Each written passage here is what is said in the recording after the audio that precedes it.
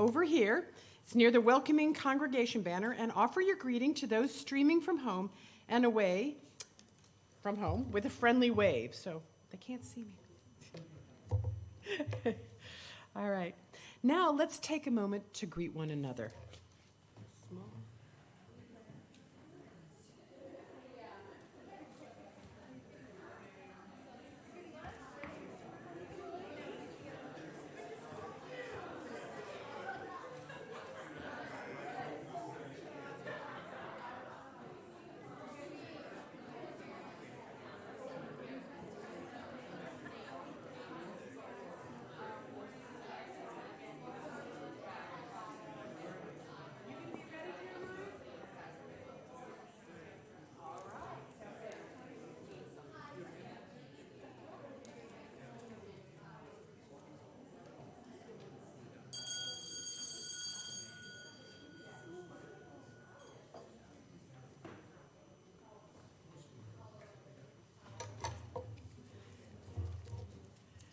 Oops. Wow. Good morning. Welcome to you all. May we all rejoice in this crisp fall day full of Thanksgiving as we begin preparations for the continuation of this joyous holiday season. We gather together in our individual and collective journeys towards spiritual growth, social transformation, and environmental responsibility, and living out these values through worship, reflection, connection, and service. We come with much on our minds and in our hearts. Some of us come with joy, others with a deep well of sadness, others with anxiety about the present and the future. Most of us come with a mixture of these emotions. Still, we come together. After worship today, all are invited to coffee and conversation in the Sims room at the back of the sanctuary. Note that we will have a fire drill sometime in the fall. If you hear the fire alarms, please leave through the Main Street doors on that side, cross Main Street, and gather at the World War I monument. You may wish to keep your coat close at hand should the drill happen on a very chilly day. We are delighted to welcome a guest minister into the pulpit today. Today's service is led by the Reverend Lisa Perry Wood. Reverend Lisa was ordained into the UU ministry in 2018 and has served UU congregations in Carlisle, Bedford, and most recently as senior minister at First Parish Brookline from 2018 to 2023. She was also the WUS summer minister in 2016, so many of you may remember her from that time. Currently, Lisa is working as a hospice chaplain with All Care Hospice and Home Care. She lives in Lexington with her wife Zoe and her Shih Tzu, Alibaba, and enjoys yoga, swimming, long walks, and as much time as possible with her grandchildren. Now, let us open our hearts and minds to the spirit of worship.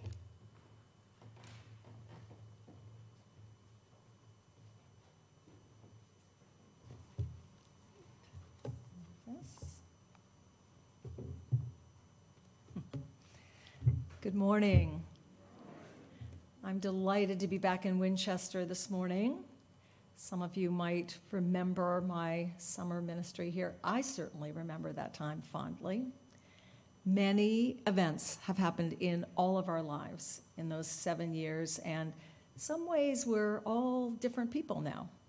I'm grateful to be here with you this morning and at this moment in our lives, focused today on the spirit of generosity. This is When Giving Is All We Have by Alberto Alvaro Rios. One river gives its journey to the next. We give because someone gave to us. We give because nobody gave to us. We give because giving has changed us. We give because giving could have changed us. We have been better for it. We have been wounded by it. Giving has many faces.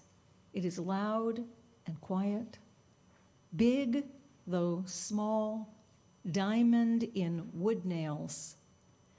Its story is old, the plot worn, and the pages too. But we read this book anyway, over and over again. Giving is first and every time hand to hand. Mine to yours, yours to mine. You gave me blue, and I gave you yellow. Together we are simple green. You gave me what you did not have, and I gave you what I had to give. Together, we made something greater from the difference.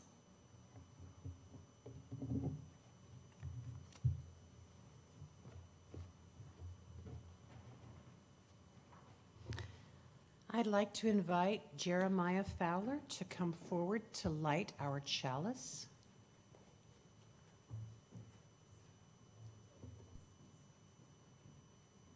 We kindle this chalice not only because it originated in antiquity, but because the symbol combats malice.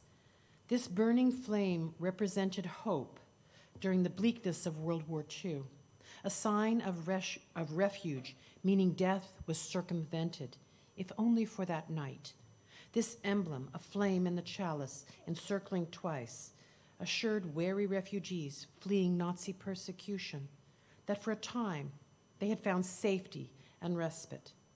Today, this beacon shines bright, reminding us to summon the strength to extend care and love to those in need forthright. We ignite this flame today for our shared humanity.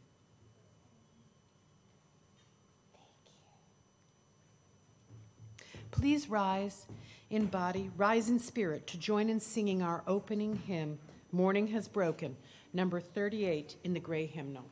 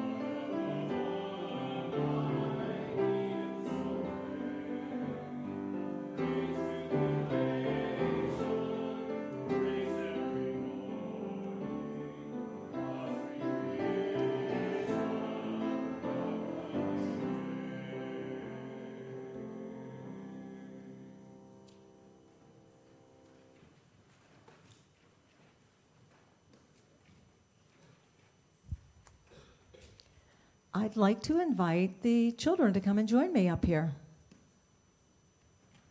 I don't bite.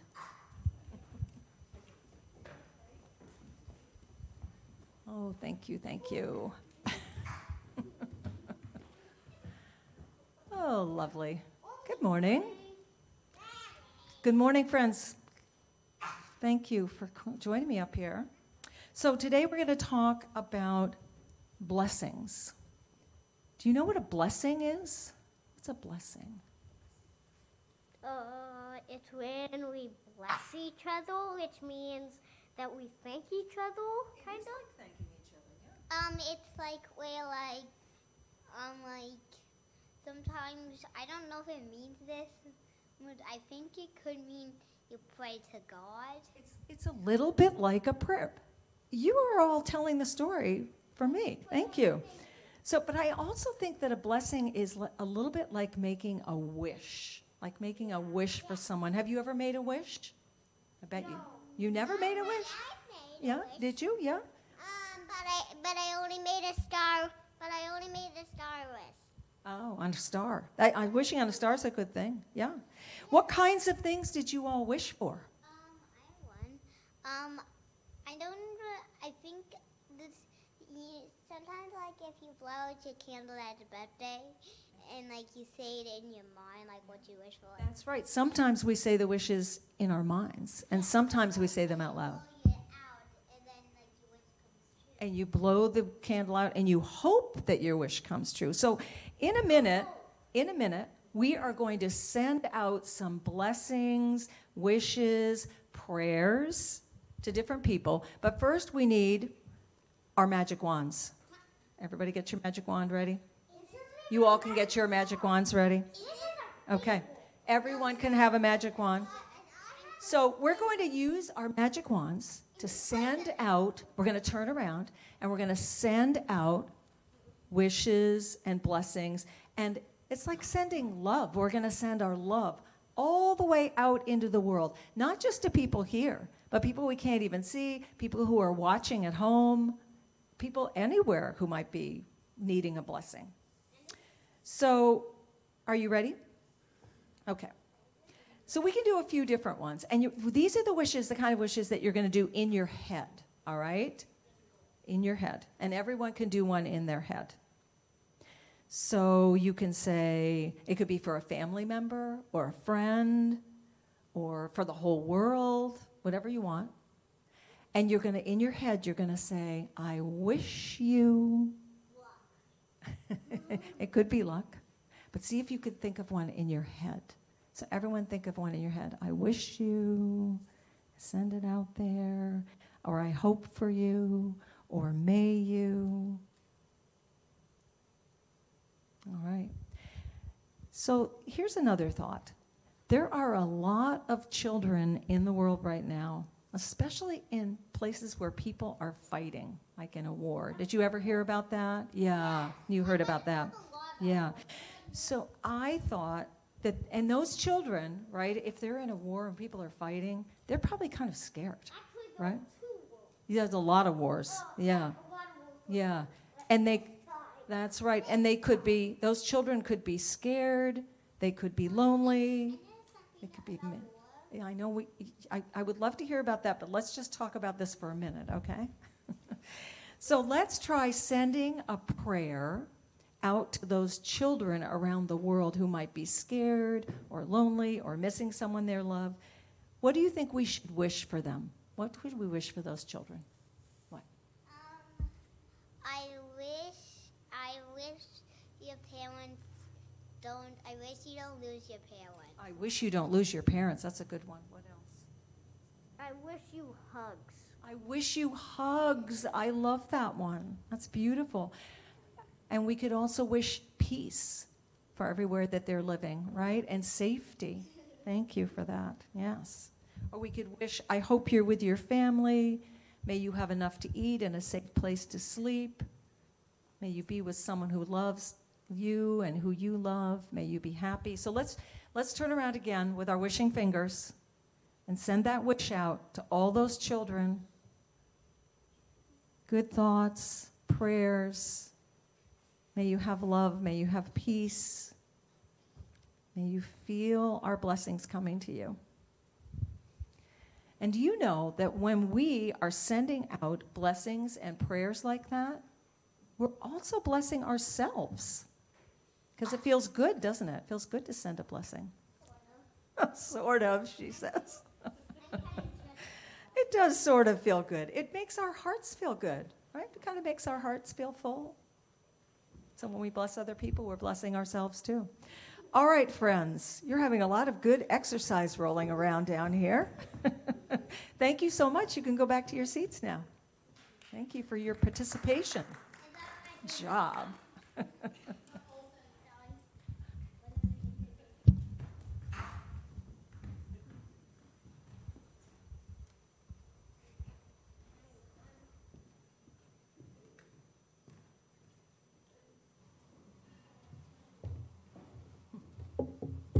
that was fun. We now come to the centering time in our service, beginning with the poem Pray for Peace by Ellen Bass. After the poem, we are invited into the ritual kindling of the light, a time to light a candle here or at home, signifying a joy, sorrow, or concern that you carry within. At that time, if you're here in the sanctuary and you'd like a candle brought to you, please raise your hand. After we kindle the light, we'll be together in a time of shared silence, out of which we'll sing hymn number 55 in the gray hymnal, Dark of Winter. Let us begin. Each day, as we hope, we pray, we watch and wait for the news coming from the Middle East, we may be filled with grief, with fear, with uncertainty, with helplessness, with tears and more grief. Many of us have made contributions for relief, but prayer is often the best we can offer. So now please join me in the spirit of prayer with this poem for peace. Pray to whoever you kneel down to. Jesus on his wooden or plastic cross, his suffering face bent to kiss you. Buddha still under the bow tree in scorching heat. Adonai, Allah, raise your arms to Mary that she may lay her palm on your brow. To Shekinah, Queen of heaven and earth. To Inanna in her striped descent. Then pray to the bus driver who takes you to work. On the bus, pray for everyone riding that bus. For everyone riding buses all over the world, drop some silver and pray. Waiting in line for the movies, for the ATM, for your latte and croissant, offer your plea. Make your eating and drinking a supplication. Make your slicing of carrots a holy act. Each translucent layer of the onion, a deeper prayer. To hawk or wolf or the great whale, pray. Bow down to terriers and shepherds and Siamese cats, fields of artichokes and elegant strawberries. Make the brushing of your hair a prayer, every strand its own voice, singing in the choir on your head. As you wash your face, the water slipping through your fingers, a prayer. Water, softest thing on earth, gentleness that wears away rock. Making love, of course, is already prayer. Skin and open mouths worshiping that skin, the fragile cases we are poured into. If you're hungry, pray. If you're tired, pray to Gandhi and Dorothy Day, Shakespeare, Sappho, Sojourner Truth. When you walk to your car, to the mailbox, to the corner store, let each step be a prayer for safety. And if you are riding on a bicycle or a skateboard, in a wheelchair, each revolution of the wheels a prayer as the earth revolves. Less harm, less harm, less harm. And as you work, typing with a new manicure, a tiny palm tree painted on one pearlescent nail, or delivering soda, or drawing good blood into rubber-capped vials, twirling pizzas. With each breath in, take in the faith of those who have believed when belief seemed foolish, who persevered. With each breath out, cherish. Pull weeds for peace. Turn over in your sleep for peace. Feed the birds each shiny seed that spills onto the earth another second of peace. Wash your dishes. Call your mother. Drink wine. Shovel leaves or snow or trash from your sidewalk. Make a path. fold a photo of a child around your Visa card. Scoop your holy water from the gutter, gnaw your crust, mumble along like a crazy person stumbling your prayer through the streets. Amen.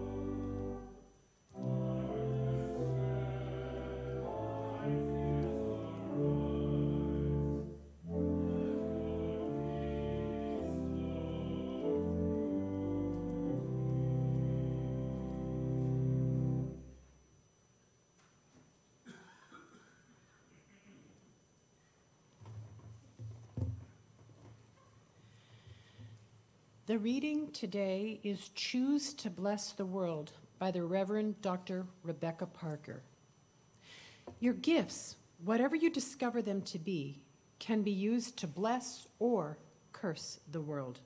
The mind's power, the strength of the hands, the reaches of the heart, the gift of speaking, listening, imagining, seeing, waiting. Any of these can serve to feed the hungry, bind up wounds, welcome the stranger, praise what is sacred, do the work of justice, or offer love. Any of these can draw down the prison door, hoard bread, abandon the poor, obscure what is holy, comply with injustice, or withhold love. You must answer this question. What will you do with your gifts? Choose to bless the world. The choice to bless the world is more than an act of will, a moving forward into the world with the intention to do good. It is an act of recognition, a confession of surprise, a grateful acknowledgement that in the midst of a broken world, unspeakable beauty, grace, and mystery abide. There is an embrace of kindness that encompasses all life, even yours. And while there is injustice, anesthetization, or evil, there moves a holy disturbance, a benevolent rage, a revolutionary love, protesting, urging, insisting, that which is sacred will not be defiled. Those who bless the world live their life as a gesture of thanks for this beauty and this rage. The choice to bless the world can take you into solitude to search for the sources of power and grace, native wisdom, healing, and liberation. More, the choice will draw you into community, the endeavor shared, the heritage passed on, the companionship of struggle, the importance of keeping faith, the life of ritual and praise, the comfort of human friendship, the company of earth, the chorus of life welcoming you. None of us alone can save the world. Together, that is another possibility waiting.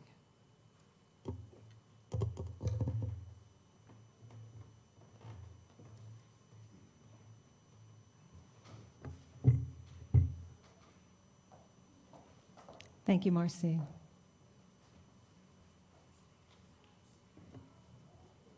And thank you, John, for your beautiful music this morning. Standing here, looking out at all of you, there's no doubt in my mind that being here together, whether you're in the sanctuary or joining us online, is a blessing for us all. The blessing of community, of love and friendship, of spiritual growth and shared values. There's also the blessing of seeing familiar faces, of communal song and ritual. And if you're here in person, if you're so inclined, the blessing of hugs. A. Powell Davies expresses these blessings in a meditation called Why I Come to Church. This is an excerpt. Let me tell you why I come to church. I come to church and would whether I was a preacher or not, because I fall below my own standards and need to be constantly brought back to them. I'm afraid of becoming selfish and indulgent, and my church of the free spirit, brings me back to what I want to be. I could easily despair. Doubt and dismay could overwhelm me.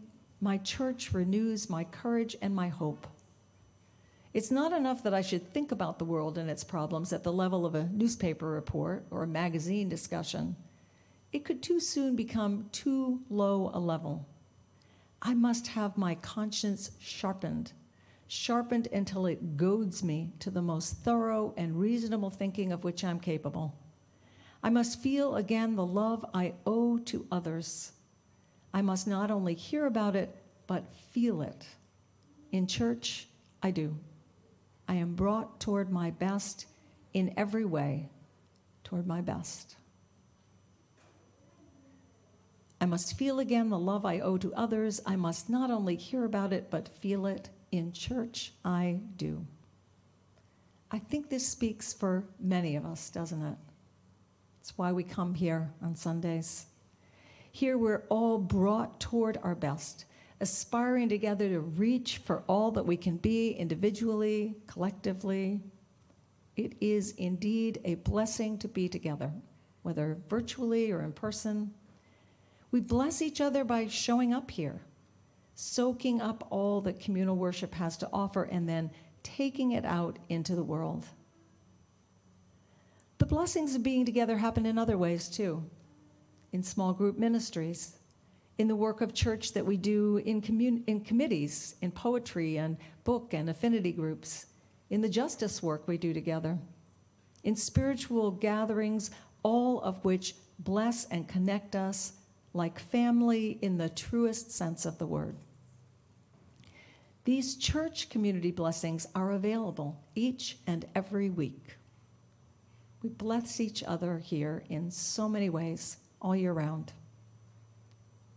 And this is also the time of year when there are so many pleas in our mail and our email asking us to look into our hearts and give as generously as we can to those in need, returning and sustaining the blessings that we've received. As I often say at the end of worship services, be a blessing to all those you meet, and may you yourselves be blessed. We come together to soak up the many blessings of community and then go out in the world and redistribute them.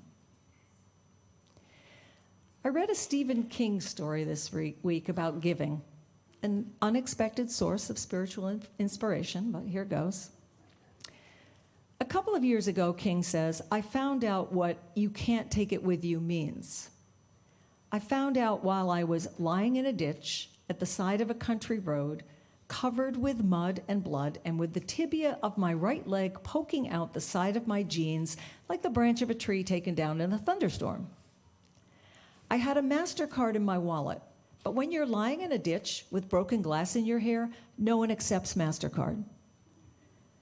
We come in naked and broke, King goes on. We may be dressed when we go out, but we're just as broke. Warren Buffett, going out broke. Bill Gates, going out broke. Tom Hanks, going out broke. Steve King, broke. Not a dime. All the money you earn, all the stocks you buy, all the mutual funds you trade, all of that is mostly smoke and mirrors.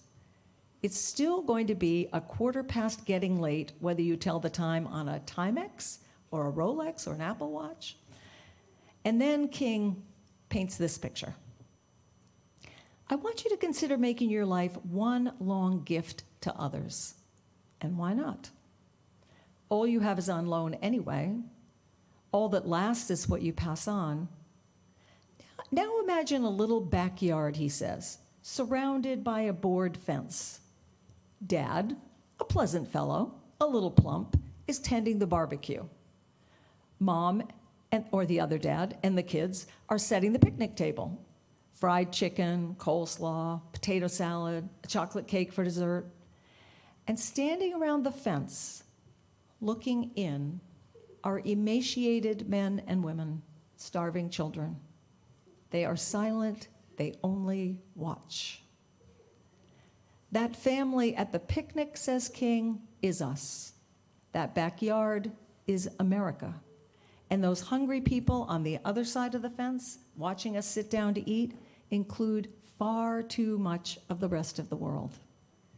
It's not a pretty picture, he says, but we have the power to help, the power to change.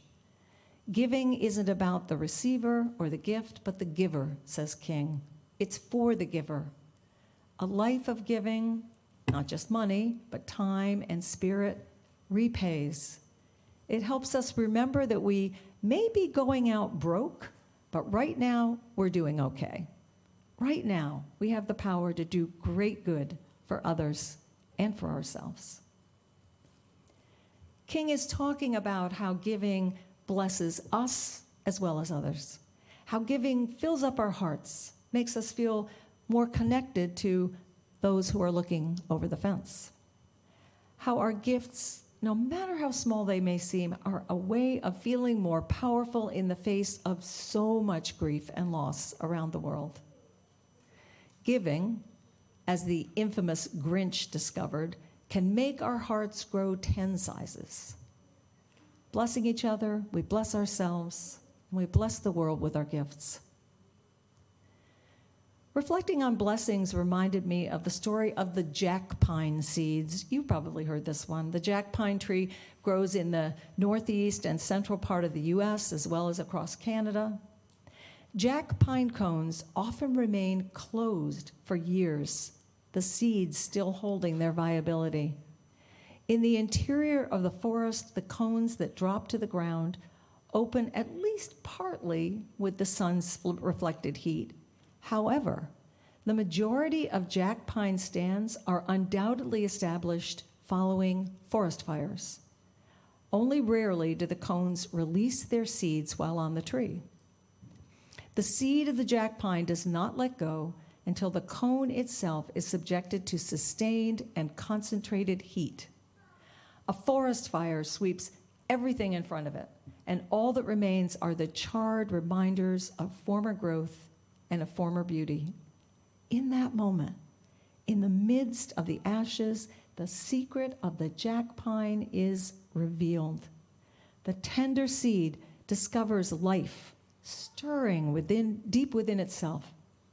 What is deepest in the seed reaches out to what is deepest in life, and the result?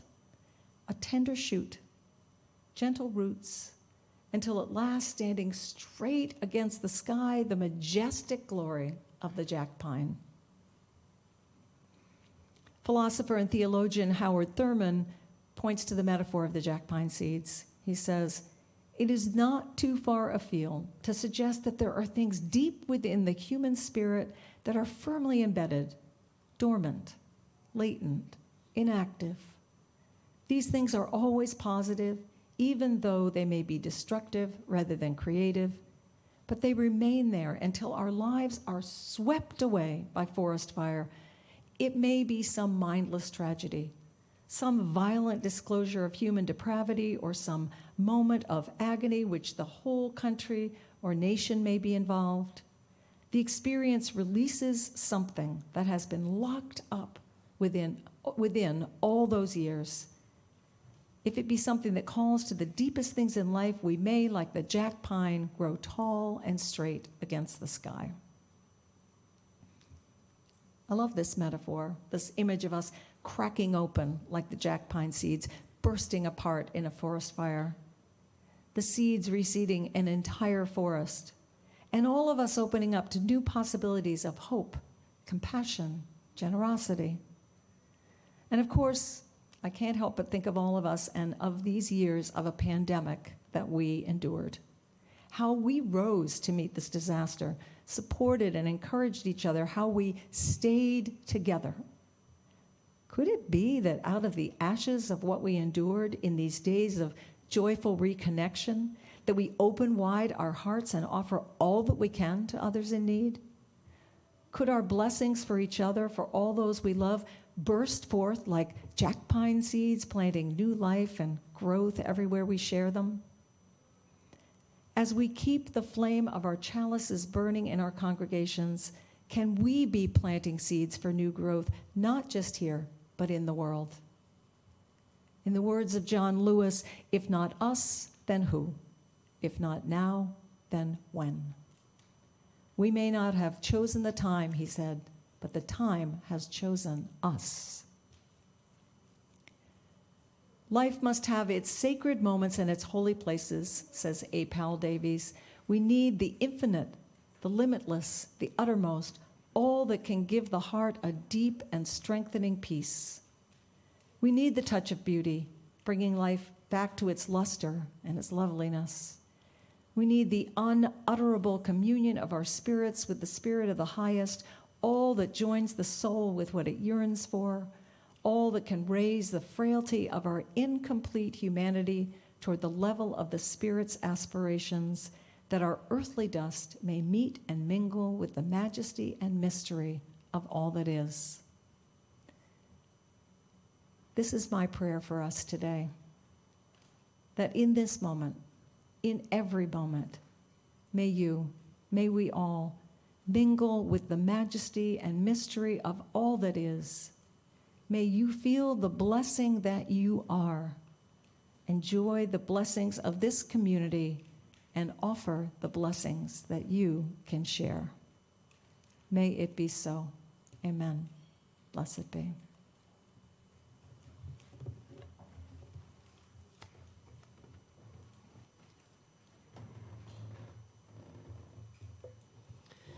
Now comes the time in our service when we make an offering to support this self-supporting church and its many ministries. This is an important time to support this essential community. The last few years have been tough for us individually, but it has also been a very difficult time for the financial health of the Winchester Unitarian Society. In so many ways, we are all building back our community after a very difficult pandemic, and giving makes possible the many benefits that this wonderful community supports. This morning, we share our gifts with FoodLink, a local community organization that rescues fresh food, alleviates hunger, and contributes to environmental sustainability. Here are the different ways you can donate. Those in the sanctuary may give cash, checks, or donate electronically. Text to the number in your order of service or visit our website under the Giving page. If you are visiting for the first time, either in person or online, you are our guest. In-person attendees can find a physical visitor card in the pew racks in front of you. Please complete it and put it in the collection plate so that we may keep in touch with you. Information about how to give online and how to complete the virtual visitor card will soon be shared with our online attendees through a text on your screen. The offering will now be generously given and gratefully received.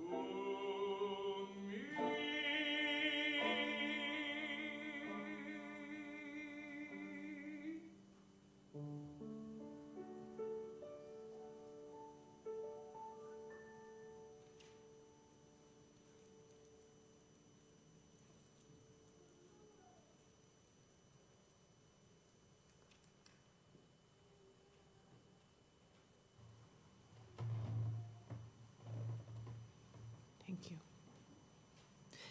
Those who wish to do so are invited to join in the unison affirmation. We gather not for ourselves alone, but to use our common power to build the beloved community within and beyond these walls. We create and reaffirm this covenant this day to make justice flourish, to practice compassion amidst difference, and to embody transformative love. Rise in body, rise in spirit to join in singing our closing hymn, number 126 in the gray hymnal. Come, thou fount of every blessing.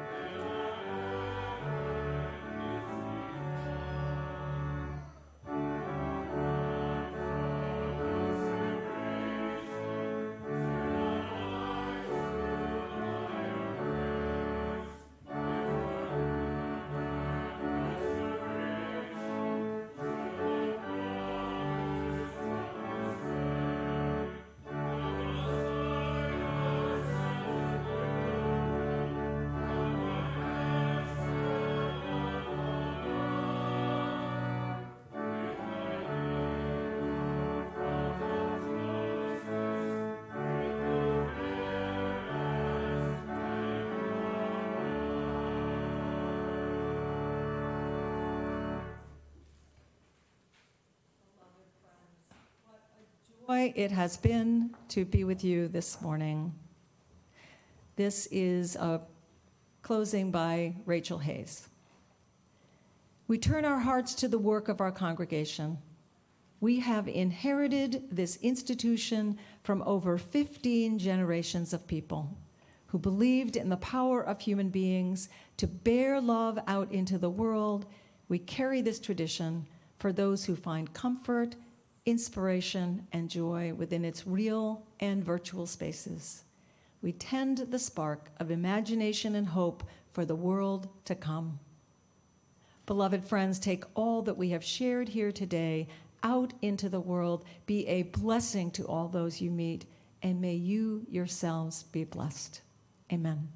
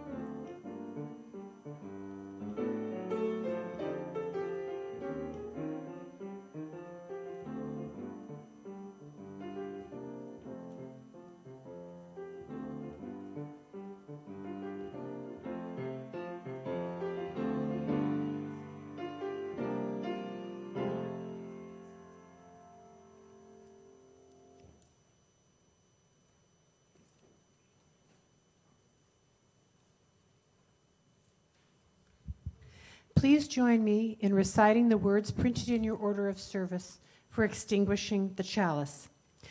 We extinguish this flame, but not the light of truth, the warmth of community, or the fire of commitment. These we carry in our hearts until we are together again. This service has ended, but our life of service continues. Please join us in the Sims room to continue the conversation.